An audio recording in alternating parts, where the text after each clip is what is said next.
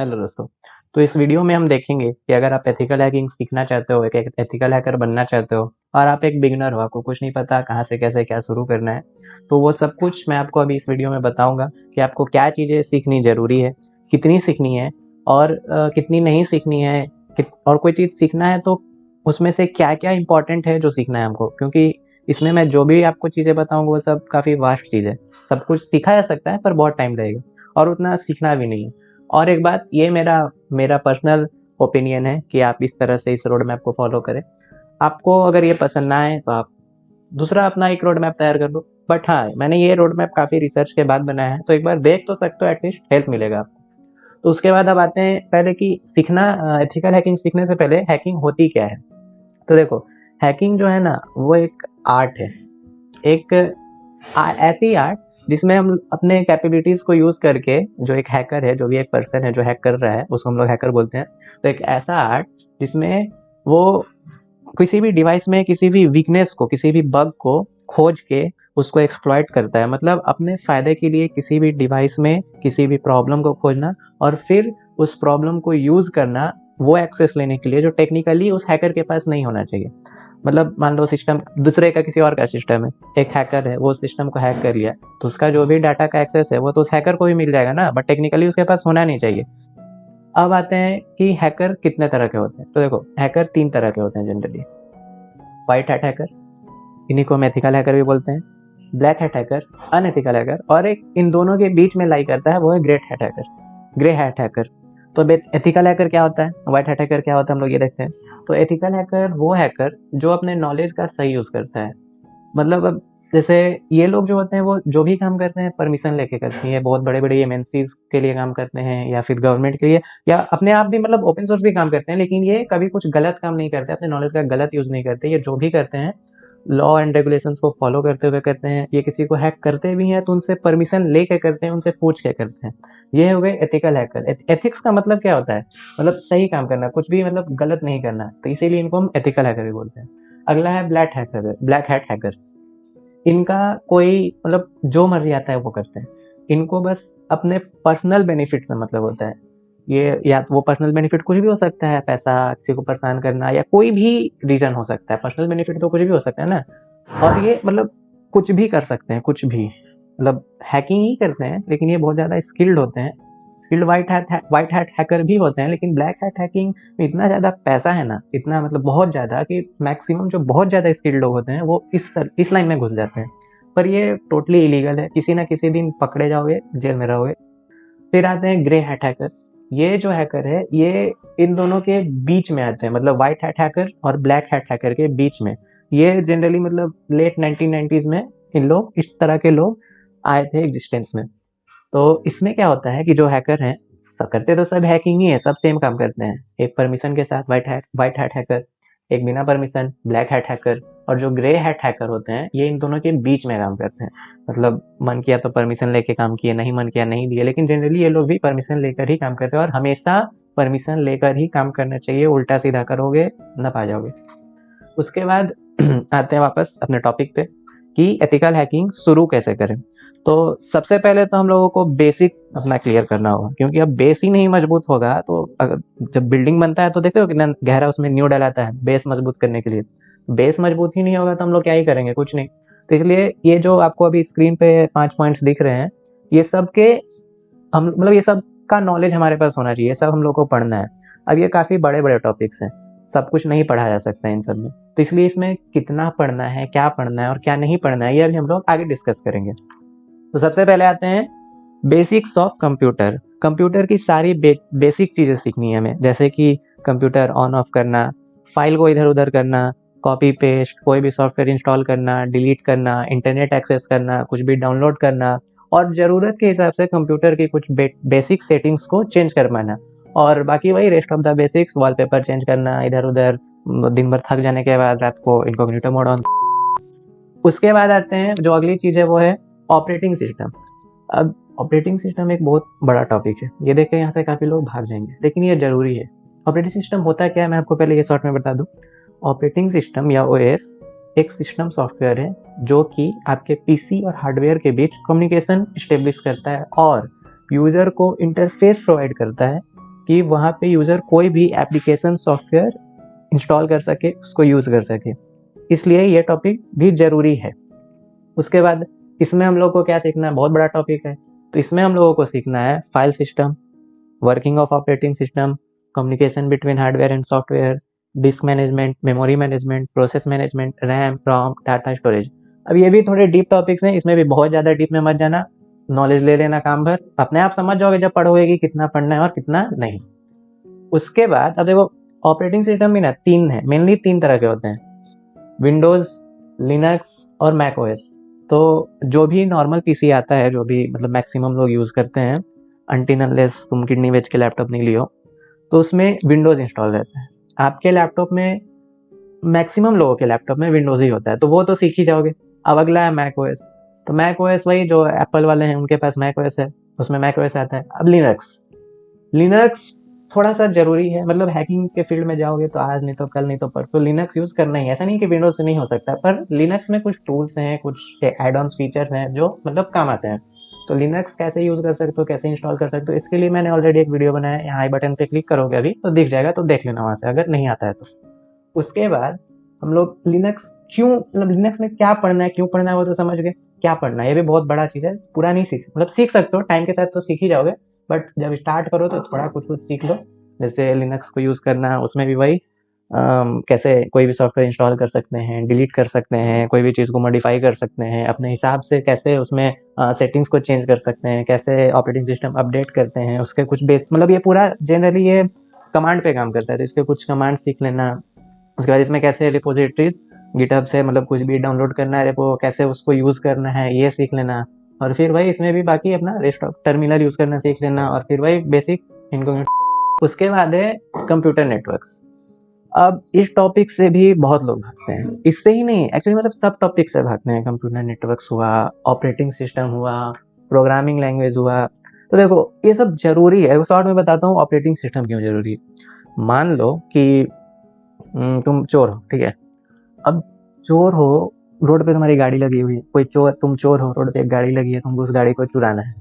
किसी तरह से तुम उसका गेट तोड़ लिया, वैसे तो तोड़ ही नहीं पाओगे अगर पता ही नहीं है कि गेट खुलता कैसे है या गाड़ी के अंदर हम लोग जाएंगे कैसे, तो उसको तो खोल ही नहीं पाओगे।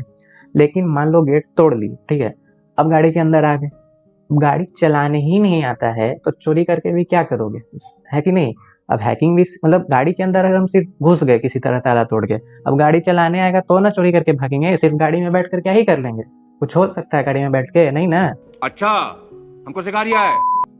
अब उसी तरह से आप हैकिंग सीखोगे तो किसी ना किसी के कंप्यूटर में तो घुसोगे, उसके और किसी ना कोई तो ओएस उसमें इंस्टॉल होगा, तो उसमें ब्रेक कर भी गए तो उसको क्या यूज करना है, कहाँ पे क्या होता है यही नहीं पता है, तो उसमें जाके हम लोग करेंगे भी क्या। तो इसलिए जरूरी है ऑपरेटिंग सिस्टम। और ये मतलब बहुत वास्ट टॉपिक है, तो सब कुछ नहीं सीखना है, स्टार्टिंग में ही सब नहीं सीख लेना है, धीरे धीरे करके सीखना है, हो जाएगा, ज़्यादा डरना नहीं है किसी भी टॉपिक से। उसके बाद जो अगला चीज़ है वो है कंप्यूटर नेटवर्क्स, वापस आते हैं इस पर। तो कंप्यूटर नेटवर्क क्या होता है, तो नेटवर्क क्या है कि दो कंप्यूटर, कोई भी दो कंप्यूटर के बीच का जो कनेक्शन का मीडियम है, मतलब नेटवर्क एक मीडियम है जिसके थ्रू दो कंप्यूटर एक दूसरे से या कोई भी दो डिवाइस एक दूसरे से कनेक्ट कर सकते हैं। मतलब समझो रोड है एक, जैसे तुम्हारा स्कूल हुआ, तुम्हारा घर हुआ, या तुम्हारा घर हुआ, तुम्हारा कॉलेज हुआ, तो उसके बीच का जो रोड है, जो मीडियम है, जो कनेक्शन है, वही है कंप्यूटर नेटवर्क। यहाँ पे बस स्कूल की जगह कोई दूसरा डिवाइस है और यहाँ पे तुम्हारा डिवाइस है, कोई भी दो डिवाइस के बीच का जो कनेक्शन का मीडियम है वही है कंप्यूटर नेटवर्क। अब ये जरूरी क्यों है, तो इसी के थ्रू डाटा ट्रांसफर हो रहा है, क्योंकि ठीक है कनेक्शन है, रास्ता है, तो तुम जैसे स्कूल और कॉलेज के बीच का जो रास्ता है उसी से जाते हो आते हो, तो सेम वहाँ पे यहाँ पे भी कंप्यूटर नेटवर्क से एक रास्ता है, तो जो रास्ता है उसी के थ्रू डाटा आएगा जाएगा। तो मान लो हम लोग को अगर रास्ता ही नहीं पता है कि किस रास्ता से जाना है, मान लो हम लोग डाकू हैं, तुम एक डाकू, ठीक है, लोगों को लूटना है, ठीक, लेकिन अब तुमको रास्ता ही नहीं पता है कि कहाँ उस रोड में कहाँ टर्निंग है, कहाँ पे रुका जा सकता है, कहाँ मुड़ा जा सकता है, ये सब नहीं पता है, ठीक है, कहाँ पे पुलिस रहेगा, कहाँ पे भीड़ रहेगा, कहाँ पे खाली रहेगा, ये सब कुछ नहीं पता है, तो तुम नहीं कर पाओगे डकैती, कर भी लिए तो पकड़े जाओगे। लेकिन अब तुमको रास्ता अच्छे से पता है कि हाँ यहाँ पे पुलिस रहेगा, यहाँ पे लाइट है, यहाँ अंधेरा है, यहाँ रोड खाली है, तो उस कंडीशन में तुम एक परफेक्ट स्पॉट चुन लोगे कि यहाँ पर कुछ नहीं रहेगा, यहाँ पे हम किसी को पकड़ सकते हैं। सेम वही यहाँ पे अप्लाई होता है। जब हम लोग को कंप्यूटर नेटवर्क्स पता रहेगा तो हम लोग को ये पता रहेगा कि डाटा कैसे जाएगा, दो डिवाइस के बीच कैसे डाटा ट्रांसफर हो रहा है, तो हम लोग एक पर्टिकुलर पोजीशन पे डाटा को कैप्चर कर सकते हैं। इसलिए जरूरी है कंप्यूटर नेटवर्क्स। अब क्योंकि ये बहुत ज़्यादा वास्ट टॉपिक है, बहुत ही ज़्यादा, इसमें बहुत सारी चीज़ें आती हैं, तो हम लोग को उसमें भी सब कुछ नहीं पढ़ना है। पढ़ना क्या है, HTTP server, DNS server, web server, ये ठीक है, इतना ये बेसिक है, सीख जाओगे इजीली। फिर क्या है, VPN, फायरवॉल्स, और ये दोनों कैसे काम करता है। उसके बाद इंटरनेट कैसे काम करता है, कैसे डाटा ट्रांसफर हो रहा है। फिर है TCP/IP सूट, TCP/IP प्रोटोकॉल जो बोल लो, ये भी बहुत बड़ा टॉपिक है। पढ़ लो, सारा इजी है, थोड़ा सा ज़्यादा ध्यान देना है बस नेटवर्क लेयर और एप्लीकेशन लेयर के बीच का लेयर, और ये दोनों लेयर, मतलब नेटवर्क लेयर से एप्लीकेशन लेयर पे थोड़ा सा ज़्यादा ध्यान देना है। फिर कैसे दो डिवाइस कम्युनिकेट कर रहा है, कैसे डाटा ट्रांसफर हो रहा है, कितने तरह के नेटवर्क होते हैं, कैसे काम करता है नेटवर्किंग डिवाइस, ये सब इजी है, पढ़ लोगे। थोड़ा सा मतलब टाइम लगेगा लेकिन हो जाएगा, ज़्यादा हार्ड टॉपिक है नहीं। उसके बाद आते हैं प्रोग्रामिंग लैंग्वेज। इस टॉपिक से लगभग सब कोई भागता है, भागे भी क्यों ना, मतलब बहुत बहुत वास्ट टॉपिक है। इतने सारे दुनिया भर के लैंग्वेज हैं, दुनिया भर का कंसेप्ट है, सबका कहीं ना कहीं कुछ ना कुछ यूज है, तो आदमी सब तो अब सीख नहीं सकता है, और हम लोग को सब सीखना भी नहीं है। और ये मतलब कंसेप्ट बस सीखना है, कुछ बेसिक प्रोग्रामिंग के, जैसे कि कैसे सिंटेक्स बनता है, कैसे एरर आ गया तो उसको सॉल्व करें, डाटा टाइप क्या है, स्ट्रक्चर क्या है, फ्लो कंट्रोल क्या है, उप्स क्या होता है, थोड़ा सा, ज़्यादा नहीं। उप्स भी बहुत, ऑब्जेक्ट ओरिएंटेड प्रोग्रामिंग बहुत वास्ट टॉपिक है, ये भी पूरा नहीं पढ़ सकते, पढ़ सकते हो, नहीं पढ़ना, लेकिन फ्लो कंट्रोल हुआ, लूप उप हुआ, ये पढ़ना है थोड़ा सा। उसके बाद यही सब, थोड़ा सा ID, थोड़ा सा डिबगिंग, थोड़ा सा, बस यही सब देखना है। अब है कि दुनिया भर का लैंग्वेज है, तो सबसे कुछ ना कुछ बन रहा है, तो हम लोग को लैंग्वेज कौन सा सीखना है। तो लैंग्वेज में देखो, जनरल कोडिंग आना चाहिए। जनरल कोडिंग यानी मतलब जैसे बेसिक कंसेप्ट अगर सीखोगे तो उसके लिए कोई तो कोडिंग लैंग्वेज सीखोगे, यूज़ करोगे ना, तो उसका जो जनरल कोडिंग है वो तो आना चाहिए। तब जनरल कोडिंग के लिए हम लोग मेनली 3 लैंग्वेज सीख सकते हैं, C++ और जावा। C++ लगभग सेम है, C थोड़ा इजी है, C++ थोड़ा सा हार्ड है, जावा ज़्यादा हार्ड है। तो अगर मेरे से पूछो तो C++ से आप शुरू कर सकते हो, बाद में मर्जी हुआ तो जावा भी सीख सकते हो। और ये दोनों ऐसे लैंग्वेज है कि अगर हैकर नहीं भी बने तो एक काफ़ी अच्छे प्रोग्रामर बन जाओगे, अगर अच्छे से पढ़ लियो तो खाली तो नहीं बैठोगे ये दोनों सीख के, फायदा ही है, सीख सकते हो। स्टार्ट करने के लिए C++ काफ़ी अच्छा है। अब उसके बाद ये हो गया जनरल कोडिंग के लिए। अब मान लो तुमको वेबसाइट हैक करना है, वेब एप्स हैक करना है, तो उनके बारे में भी पता होना चाहिए। तो उनको बनाने के लिए जो प्रोग्रामिंग लैंग्वेज लगते हैं, देखो पहले वेबसाइट और वेब एप्स या कोई भी सॉफ्टवेयर होता है ना, वो 2 पार्ट में बटे होते हैं, एक है फ्रंट एंड और दूसरा है बैक एंड।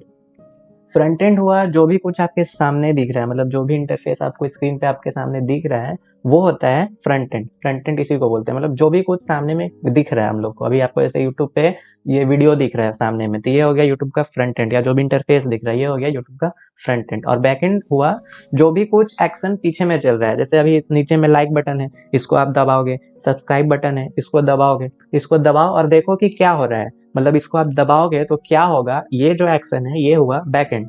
जल्दी से दबो और देखो क्या होता है, और कमेंट भी करके देखना, उसमें भी देखो क्या होता है। तो ये जो भी हुआ ये सब कुछ बैकएंड का काम हुआ कि लाइक बटन दबेगा तो क्या होगा, सब्सक्राइब बटन दबेगा तो क्या होगा, कमेंट लिखोगे, इंटर दबोगे तो क्या होगा, ये सब कुछ हुआ आपका बैकएंड का काम। ठीक है, ये हो गया फ्रंट एंड, ये हो गया बैकएंड, समझ गए।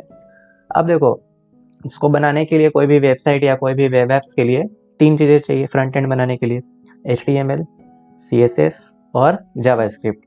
HTML CSS तो मतलब इजी है, आपको ज़्यादा टाइम नहीं लगेगा, और जावास्क्रिप्ट भी बहुत ज़्यादा हार्ड नहीं है, सीख जाओगे। बेसिक कोडिंग सीखोगे C++, जावा, तो थोड़ा थोड़ा अगर C++ सीखोगे तो बेसिक नॉलेज तो मिल ही गया। सेम उसी तरह का तो नहीं है, मतलब बस बहुत सारा कंसेप्ट है जो जावास्क्रिप्ट में यूज होगा। ये हो गया फ्रंट एंड। तो अब बैक एंड के लिए कौन कौन सी लैंग्वेज चाहिए होती है, तो उसमें है Node.js, SQL, PHP और पाइथन। तो इसमें आप PHP और SQL सीख सकते हो, पाइथन भी सीख सकते हो। पाइथन बहुत बहुत अच्छा लैंग्वेज है, मतलब बहुत काम आता है इस फील्ड में, तो पाइथन भी सीख सकते हो। पाइथन पर भी हम लोग आगे भी बात करेंगे और डिटेल में। तो ये हो गया यहाँ पे फ्रंट एंड बैक एंड मिला के वेबसाइट और वेब एप्स के लिए जावास्क्रिप्ट, PHP, SQL या फिर पाइथन। PHP और SQL में से मतलब PHP, SQL और पाइथन में से कोई एक सीख लो। PHP सीखोगे तो SQL मतलब सीखना ही पड़ेगा। तो अब हो गया वेब एप्स, ये हो गया वेबसाइट और वेब एप्स के लिए, जनरल कोडिंग के लिए सब हो गया। अब अगली चीज़ जो हम लोग को प्रोग्रामिंग लैंग्वेज में सीखनी है वो है सेल स्क्रिप्टिंग के लिए कोई एक लैंग्वेज। तो सेल स्क्रिप्टिंग के लिए हम लोग यहाँ पे बैश लैंग्वेज सीख सकते हैं, ZSH, जी स्क्रिप्टिंग भी बोलते हैं अभी इसको। तो ये इम्पॉर्टेंट है, अभी नहीं, अभी स्टार्टिंग में ये बहुत ज़्यादा इम्पोर्टेंट नहीं, पर आगे जाके एक सक्सेसफुल हैकर बनने के लिए इसका काम पड़ता है। तो ये भी सीख लो। अब अगला चीज़ है स्क्रिप्ट राइटिंग। अब स्क्रिप्ट राइटिंग होता क्या है, तो मान लो एक हैकर बन गए तुम, ठीक है, सब सीख लिए, तुमको कोई एक काम आया, कोई एक हैक, कुछ भी हैक करना है, कुछ भी करना है, तो उस काम के लिए जिस तरह से तुमको, जिस वे में वो काम करना है, सेम उसी तरह से वो काम करने के लिए कोई टूल अवेलेबल नहीं है, कुछ भी नहीं है इंटरनेट पे, कहीं पे भी कुछ नहीं है। तो उस केस में या तो तुम वो काम छोड़ दोगे या फिर एक टूल बनाओगे उस काम को करने के लिए अपने हिसाब से मॉडिफाई करके। तो वहां पे जो तुम टूल बनाओगे वहां पे काम आता है क्या, स्क्रिप्ट राइटिंग। और इसके लिए आप रूबी, गो, पाइथन तीनों सीख सकते हो। तो यहाँ पे सबसे बेस्ट है पाइथन, इजी है, लोग सीख भी जाते हैं, ज़्यादा कॉम्प्लेक्स भी नहीं है। पाइथन डायरेक्ट भी शुरू कर सकते हो, जनरल कोडिंग नॉलेज के लिए भी पाइथन सीख सकते हो डायरेक्ट, लेकिन C++ सीखोगे तो थोड़ा ज़्यादा सही रहेगा। बाकी ये मैंने जैसे कि वीडियो के स्टार्टिंग में ही बोला, ये मेरा ओपिनियन है, आपका अलग भी हो सकता है। उसके बाद आते हैं हम लोग को अगली चीज़ जो सीखनी है वो है कमांड लाइन इंटरफेस। अब CLI होता क्या है, देखो CLI क्या है ना, कि एक इंटरफेस, जैसे GUI हुआ ना, कि आप GUI आप अभी यूज कर रहे हो, ग्राफिक यूजर इंटरफेस, कि आइकन है, यहाँ पे क्लिक किए खुल गया, ऐसा, ये हुआ GUI। लेकिन CLI में क्या होता है कि सारा काम आपका कमांड के थ्रू होता है, जो भी कुछ करोगे कमांड के थ्रू होगा, सब कुछ कमांड पे होगा। कमांड टाइप किए, हाँ इंटर दाबे, हो गया। पावर ऑन करना है, पावर ऑफ करना है, कमांड डाले, इंटर दाबे। कोई एप्लीकेशन इंस्टॉल करना है, कमांड डाले, कमांड एग्जीक्यूट किए। तो ये हुआ CLI। इसमें आप CMD है, टर्मिनल है, बैश है, पावर सेल है, ये सब इसका एग्जांपल है। ये चलाना सीख ही जाओ, लिनक्स सीखोगे तो ये सीख जाओगे, ये बहुत टॉप चीज है नहीं। उसके बाद आते हैं गिटहब। गिटहब मतलब ठीक नहीं भी सीखोगे अभी स्टार्टिंग में बहुत ज़्यादा, तो ये बहुत कोई प्रॉब्लम है नहीं, लेकिन बहुत सारा रिपोजिटरी है गिटहब पे अच्छा अच्छा जो हम लोगों के काम आता है। तो इसलिए गिटहब सीख लो। और इसमें ज़्यादा कुछ नहीं सीखना है, टूल को कुछ गिटहब में कुछ भी नहीं सीखने का मन करे तो बस कैसे टूल को उठा के कॉपी पेस्ट करते हैं और कैसे टूल खोजते हैं, इतना सीख लो, काफ़ी है गिटहब में। तो ये सब कुछ आपको सीखनी है। अब समरी की अगर बात करें तो आपको सीखना है कंप्यूटर का basic, programming language JS, C++, Python, command line interface, GitHub और लिनक्स और कमांड लाइन इंटरफेस पैरेलल में ही चलेगा, समझो एक तरह से, ठीक है। तो चलो वीडियो काफ़ी लंबा हो गया, तो अब ख़त्म करते हैं। और एक बात, अगर आपको प्रोफेशनल हैकर नहीं बनना है, कोई इंटरेस्ट है नहीं, कूल लगता है, ऐसे कीबोर्ड लेके टप टप करना कूल लगता है इसलिए हैकर बन रहे हो, या दोस्तों में इंप्रेशन छाड़ना है इसलिए हैकर बन रहे हो, तो बस कुछ चीज़ें सीख लो मेरी तरह। गूगल करना, गिटहब चलाना, थोड़ा सा लिनक्स सीख लो, थोड़ा सा विंडोज सीख लो, और किडनी बेच के अगर लैपटॉप ले सकते हो एप्पल का तो वो खरीद के वो सीख लो, नहीं भी लिए तो कोई बात नहीं है। थोड़ा सा कंप्यूटर नेटवर्क पढ़ लो और लोगों को बेवकूफ़ बनाना सीख लो, बस बन जाओगे कूल बनने वाला हैकर, और कोई पकड़ भी नहीं पाएगा। तो चलो, अगर वीडियो पसंद आया तो इसको लाइक करो, अपने कूल बनने वाले दोस्तों के साथ शेयर करो, और ऐसी ही और वीडियोस के लिए क्या, सब्सक्राइब करो।